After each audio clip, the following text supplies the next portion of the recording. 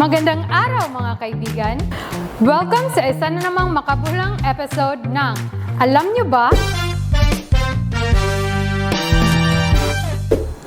Ngayong araw, pag-uusapan natin ang isang napakahalagang bagay na dapat meron ang bawat pamilya, ang Go Bag. Alam nyo ba kung ano ang Go Bag? Ito ay isang emergency bag or survival kit na naglalaman ng pangunahing pangangailangan na maaari ninyong dalhin kapag may biglaang sakuna o emergency situation tulad ng lindol, bagyo, pagbaha, sunog o kahit paglikas sa inyong tahanan. Sa madaling sabi, ito ang bag na magliligtas sa inyo sa oras ng kagipitan. Ngayon, tingnan natin kung ano-ano ang mga dapat laman ng inyong Go Bag. Una, tubig at pagkain. Maghanda ng at least 3 days supply ng tubig at pagkain na hindi madaling masira gaya ng canned goods, crackers, energy bars at instant noodles. Pangalawa, first aid kit. Para sa mga minor injuries o sugat, ilagay ang bandages, alcohol, antiseptic, cotton, scissors at mga basic medicines. Ikatlo, flashlight at extra batteries. Kapag brownout o madilim, malaking tulong ito para makakita o makaligtas. Maaari ring gumamit ng rechargeable lamp.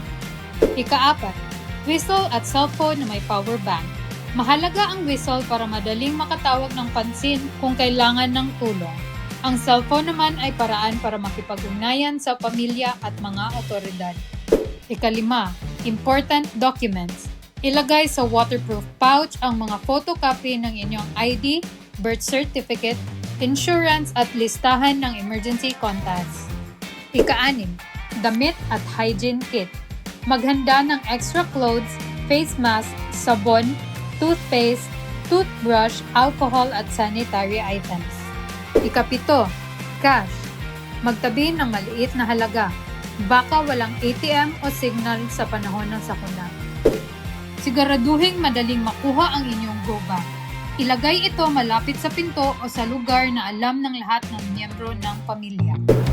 Kaya ngayon mga kaibigan, tanong namin sa inyo, alam nyo ba? Ngayon, alam nyo na!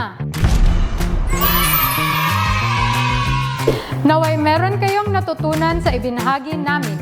Hanggang sa muli at laging tandaan, sa oras ng sakuna, ang kahandaan ay kaligtasan.